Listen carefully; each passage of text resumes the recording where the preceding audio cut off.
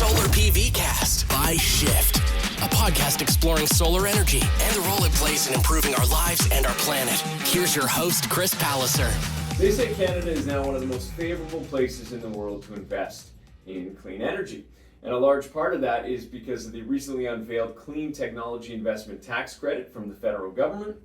Here to discuss that and how that affects the landscape of solar in this country is Rob Milliken, Vice President Operations of Charge Solar, residential, commercial, industrial, recreational solar power supplier. Did I get that right? Pretty much. Yeah. Okay, Yeah. Perfect. Well, thanks for joining the podcast, Rob. Oh, thank you for having me. So let's talk about it. The investment tax credit. First, set it up. What is it, and how is it? And out of that whole budget, what are the main parts that are going to affect us in solar? Yeah. So the federal government, and this was in the fall economic statement of 2022, and that they intended to, somewhat in response to the IRA in the United States with the Inflation Reduction Act and investment in clean technology. So there is a 30% investment tax credit in clean technology, and that is directly related to commercial solar rooftop systems for tax-paying entities. And so, that not much more complicated than that. It's a fairly simple thing, 30%, no cap, and hopefully this will have a very positive impact and speed up adoption for solar on commercial businesses.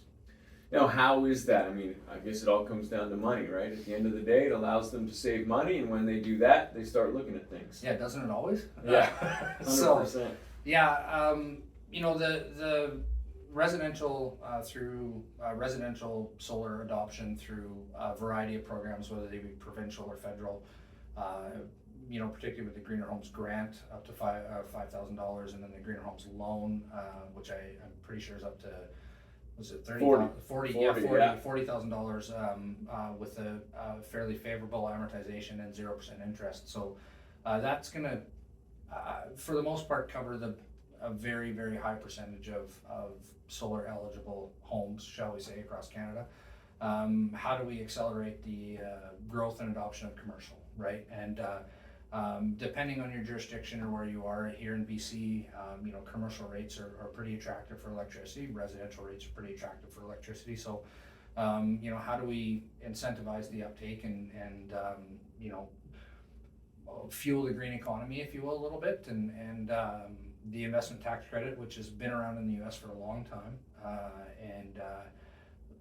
that is what the federal government decided, I think, for a program and how to do that, and so very simply through the tax system, if you will, much like any other CapEx, you have the ability to get a 30%, if you're a tax-paying entity, get a 30% tax credit with no cap on your investment in clean technology, which is rooftop solar in this case, and what we're specifically talking to. And the other byproduct of that is the accelerated depreciation. So the accelerated capital cost depreciation, which has a scale down effect, but in 2023 it's 100%, and then it moves to 75% in 2024. So really the time is now, if you will. If you're a commercial business and you're thinking about it, and you're in a jurisdiction with the utility allowing you to do such an investment, the time is now. And what's interesting too is, and I didn't know this, I learned this recently, is that the rate, the more energy you use as a commercial business, your rate actually goes down. So in a way, it kind of hurts. You're like, well, I'd love to go solar, but man, my rates are so low right now. Can you talk a little bit about how that works? Yeah, for sure. It is a bit weird or strange, or whatever your term is, but particularly here in British Columbia, the more energy you use, the less you pay from a commercial standpoint. So, in BC, I think we're fortunate for not only, the everyday consumer might not feel this way, but in general, our electricity prices are inexpensive, right, or very competitive relative to the rest of Canada. Quebec is, I think, the only jurisdiction that is actually less than British Columbia, and with that, the commercial business, the commercial size, because we have excess capacity, right? We're very fortunate. We're not like California or Ontario or jurisdictions that are, densely populated or as densely populated and have, demand that exceeds capacity. So for us, that's we're lucky. It keeps electricity prices reasonable, but it does impact, of course, the economics of your solar system, right? Or your solar investment. If you're, the more you use, the less you pay, doesn't necessarily align with ROI. But we're in BC. I mean, BC is a very green province for a whole lot of other reasons. We are green, right? We don't have nuclear. We don't have coal.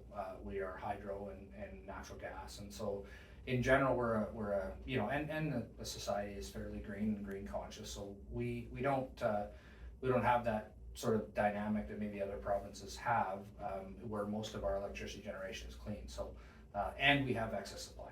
So with this tax credit and the fact that companies are paying less, are you seeing now they're like, okay, now I'll look at solar? Are you seeing that already? It's been 2-3 months since it's really been out there. Yeah, I mean, I've been sort of in the game, if you will, for a little over 20 years now, and I think when it's the adoption curve, right, and then crossing the chasm, if you will, and as you move along the adoption curve, I think there are certain things that when I first started in solar, it was defined by two categories. You either needed solar or you wanted solar, right? Needed solar is because you didn't have a source of power close to where you needed it or where you needed it, and you wanted solar because you were an early adopter. You believed in it. You were green. That was traditionally associated to Birkenstocks and right. long hair. I was gonna say, right? yeah. So, I mean, yeah. You always think of that one random house. I think it's the Nanaimo on the corner somewhere. yeah, Everyone knows exactly that place, yeah. that odd guy with all the solar panels, and now Yeah. it's definitely transitioning. It is, and so you went from you needed it or you wanted it to the economic case and the technology improved and then you're further along the adoption curve and you're kind of moving in that direction. And residential solar is not uncommon anymore, right? Like from when I started to there were no sort of grid compatible or grid tie capable products to now it's fairly, I don't want to say simple because but it is not complex to connect a solar system to the grid, right? Particularly here in BC and Victoria is really good, but it's not as complex to connect to the grid now with solar. It's more widely adopted. There's programs in place to support it, obviously net metering. And I always equate this to, and we talked about this, it's funny a little bit as a leadership team yesterday, is 20 years ago when I started, if somebody, you were in a conversation in just your regular everyday social circle, and so I work in solar, it was kind of like, people would kind of give you the funny look and then say, hey, yeah, okay, and they couldn't get out of the conversation fast enough because they associated you with a Birkenstock and a ponytail, and and now that same situation and somebody overhears you or their ears perk up and you work in solar, people gravitate to the conversation.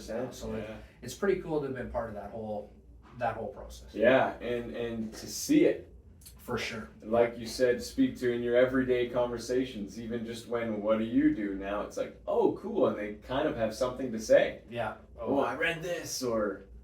Yeah, and I still think we are very sort of early in the adoption phase, as much as there's, much more businesses. I mean, Shift is an example, they're a solar business, right? I mean, even 10 years ago, you had electricians that did solar off to the side. Right, as connection to the grid became more popular and costs came down and became more reasonable for you to make the investment, and now we have an entire network of dealers across the country that's all they do. Right, every day they wake up, their feet hit the ground, they get up and they're installing solar, and that's really cool. How do you find from an education standpoint? We talk about education a lot, that's kind of the path forward for solar, because honestly, when you tell people about solar, you educate them, it's a no-brainer. All of a sudden it makes a lot of sense, which is why I love the education angle. How have you seen that change from those initial conversations? Wow, what is solar? Isn't it $1 million? Are you noticing that people are more aware of, oh, okay, the cost has come down? Oh, net metering. Are you noticing that awareness? Yeah, for sure, and I think that comes along with, again, more adoption, or broader adoption, Right. and also Seeing the neighbor has it. for now. sure, and somebody's talking about it, and the regardless of your political affiliation, it's climate and climate change they're on your agenda. So whether they're one or they're three, Right. they're on your agenda. And I always say this, and it's great to be able to tell the story again, of course, but I say this a lot, even in industry people or non-industry people. If everybody knows the price per liter of gas, right? And ironically, as you're driving by today, you're in BC or in Victoria, you're $1.95 a liter now, as of this afternoon. Oh, man. So, but everybody knows that, right? Yeah, And but do you know how you consume electricity? And that's in the form of kilowatt hours. And most people, and then I would say that a majority of the population still, if you ask them what a kilowatt hour is, so the education you're doing in schools, what's a kilowatt hour? Well, I was never taught that in school, or never taught that as a kid. I was taught about the basics of electricity, but what's a kilowatt hour? And is that how you consume electricity? And that's how you, not only you consume it, but how you pay for it.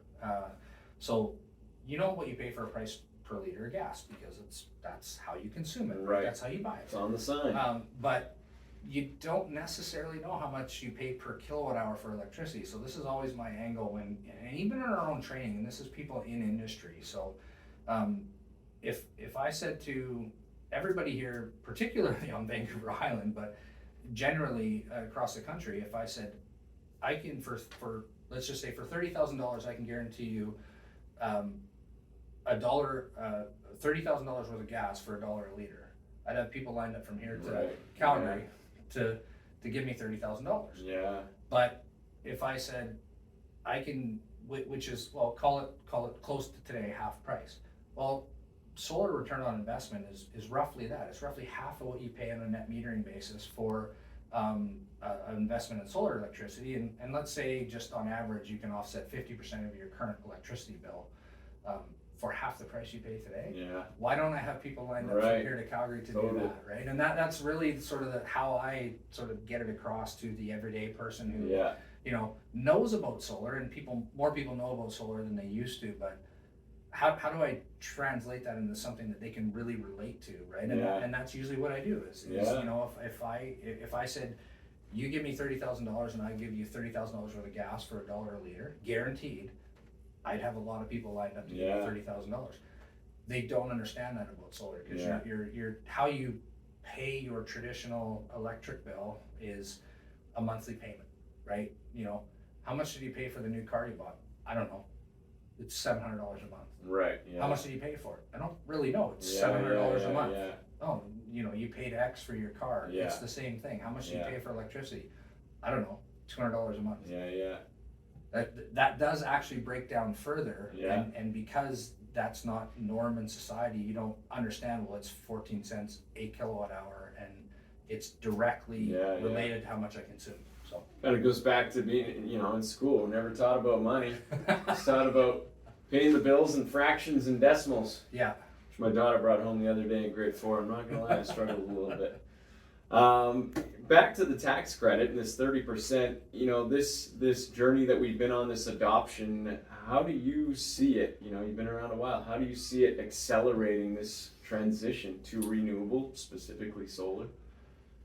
So I think 30% of today's cost of solar is pretty meaningful, right? As far as your overall upfront investment, and not just the 30% tax credit, but also the accelerated depreciation for businesses.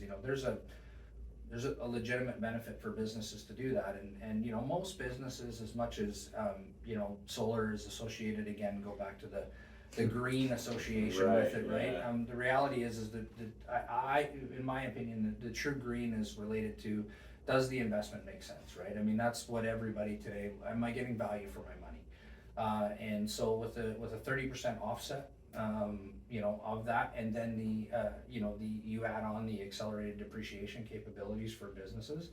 It's very compelling, right? And then beyond that, you get sort of what has traditionally been marketed as the green, and the green ancillary benefits. So we are striving to net zero, Right. which is very important, right? Yeah. We're striving to net zero. We are offsetting a majority of proportionally the majority of what we're consuming, right? And we're, they are independent of each other. Generation and consumption are not binary, right? Like to truly realize the benefit, you need to be disciplined about what you're consuming versus what you're, in addition to what you're generating. So yeah, we noticed that with clients. I chatted to a client and I said, what's your offset? And they said, well, when we bought the system, it was an 80% offset. But after about a month of realizing that connection between what we're generating and what we're consuming, we're now 100% offset because they cut back on their use. Yeah. And all of a sudden, instead of trying to cover what you're using, you're now living within your means, which... For sure. It's not just about putting solar on your roof, right? Yeah. Whether you're a business or a homeowner. It's not just about putting that up and then going, hey, I'm going to pay less. There are habits that you can develop that will, and that's kind of the beauty of it is you change your habits, you improve your investment, right? Like totally. so I'm making that investment and in not only the generation, but I'm also making the investment in reducing consumption, and that's big, right? Because it's a motivator. For sure, the combination just improves your investment, right? Yeah. And that's important. Yeah. So. And as a business, of course, the numbers are bigger, which means the savings are bigger, and all of that makes sense. And then now that we are losing the idea of the solar being the guy with the tinfoil hat up in the mountains, and it is more mainstream. There's a great marketing angle to it from a business standpoint as well. I think so, for sure. The net zero is a much more familiar household term than it has in the past. Net metering is a much more familiar term than people have recognized it in the past. And again, I think that comes down to education and the things that you guys are doing here with with career days and talking to students, and I think they're rightly or wrongly, again, your political affiliation aside, today's youth is focused on that. They're cognizant of that, right? Like they are, they do care about the environment, whether it's recycling or investments in solar or consuming less energy. Like that is important, right? Now, they are the generation of electrification as well, right? Like they're going to drive electric cars. Their phones. They are very much an electrified generation. So I think that as well will help them be cognizant of not just consumption but also generation and how they're managing that demand. Yeah. Yeah. How do you see it going? I mean, you've been around a while, what's your vision for the future in Canada right now? We are now one of the most favorable places to invest in clean energy. If you had a crystal ball, with your experience, and how do you see it, what's the next step perhaps? How do you see it growing even more? Well, I mean, the question, if somebody who's been in the industry for a while, we always refer to it as the solar coaster, right? It's Right. You're up, you're down, you're sideways. Sometimes you're twisting and turning, and it is still very much subsidized, politically driven, incentivized, various ways. But fundamental question is there going to be more solar installed in the next 10 years than there was in the previous 10 years? And the answer is yes, right? Make that a 5-year window. Yeah, the answer is yes. It's here to stay.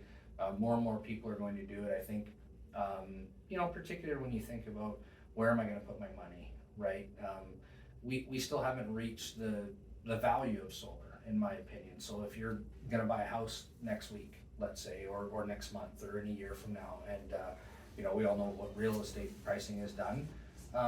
Cash flow, right? So I'm buying a house with solar on it, or a business with solar on it, a building with solar on it for that matter. Am I buying it with 50% offset? And that at escalation prices, that 50% is worth, the net present value is X.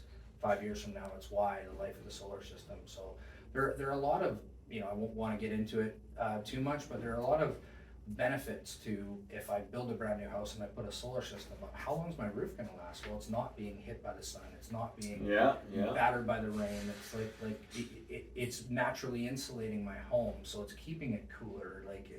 All things that are associated with climate change. So it's just an interesting scope overall. And for me, where do I see it going? I think incentives are needed to drive adoption and help educate and do those things, but I genuinely see it standing alone at some point in the future. I'm not going to, be as courageous as to say when, but it will stand on its own eventually. And I do think you will see anybody who's been to California, families go to Disneyland. If you fly into California and you look around, solar everywhere, right? On homes, and that is a direct correlation to electricity prices and electrification and capacity. And we're fortunate here right now, but that two things: electricity demand is going up, number one, and two, electricity pricing is not going to, or electricity is not going to get less expensive over the course of time. So just hearing you say, flying into Disneyland, you can see it everywhere. Well, you can see it everywhere in Vancouver now. For sure. Yeah. Lululemon. In particular, one building, yes, that we are somewhat associated with or tied to. Absolutely. Yeah. And super cool project, and it's going to get lots of attention, and that's important to us, right? Lululemon did it in advance of ITC, but they're a progressive company, right? I mean, they were fairly disruptive with their technology being the clothes, right? And certainly, and they continue to be that, right? And that's awesome. I think, it's a super cool project. We were actually talking about it today. It's, seeing the logo and the name on the building, it's just really cool. Yeah, no, it was great to work with you guys on that from a Shift point of view, and West Group, and lots of people were involved. That was great. Just before we wrap up, you personally, you can tell just by the way you talk about solar, after 20 years in an industry, sometimes maybe people get over it, but you are clearly still into it and excited about it. And what is it you love about solar, whether it be recreational, industrial, commercial, residential? Yeah, just the whole thing. You're right, 20 years, a lot of people maybe don't seem enthusiastic or seem excited, and maybe it's mundane, but we're not. I feel like it's kind of odd, because I think what a lot of people also might assume is there's frustration, because it's like you're constantly up against, whether it's politically, whether it's utilities, whether it's this environmentally, right? You're up against challenges all the time, but for me,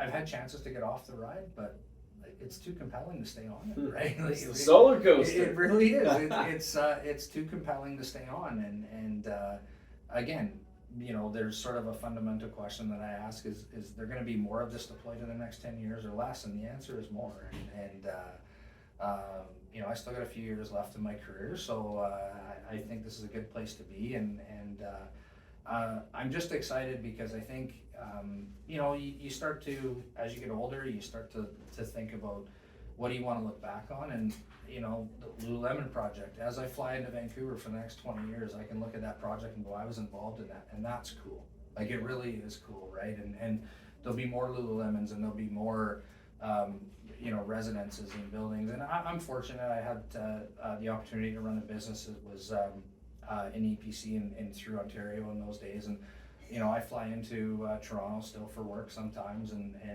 we have an office in Barrie, and as I fly into Pearson, I look around and there's a few projects, and commercial projects that I recognize. I'm like, that's cool. Like, and for I have my wife and two girls in the house, so obviously, like, in particular, Lululemon's a fairly big part of the wardrobe overall in the house, and that just that association and that whole thing is there's more to it than just the financial and job and putting food on the table. It's you start to develop a passion for it, and that you want to see it through, and I still think that's going to be, we're still going to be seeing it through long after I'm out of the game. But I just think it's it's a pretty cool space to be in. There's going to be lots more growth, lots more adoption, lots more opportunity, and that keeps us getting up every day. It's a fun place to be. Love it. My daughter's, ever since I've joined the solar game, the solar coaster, anytime we're driving around, I'll just be driving down the street and all of a sudden they'll be, solar panels! Whoa, jeez, hold on, what? Oh, And if my wife listens to this, she's going to be like, oh yeah, that's you for sure. Why isn't there an array on that building? Yeah, right? You start thing. looking at South Face, you're like, oh, Yeah. that's South Face, come on. Yeah, that's funny.